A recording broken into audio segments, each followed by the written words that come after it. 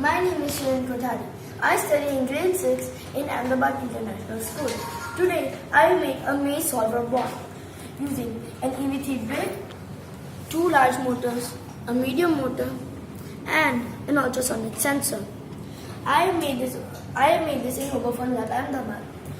I have programmed my ball as it will go on unlimited until the ultrasonic sensor senses any object in a distance of 10 centimeters. It will stop and check readings of both sides. Example A and B. It will then compare the readings, and whichever reading is greater, it will turn towards that side and go forward and do the process again. This process will go on for unlimited, and it can easily go to the end of the maze. Now let me show you a demo.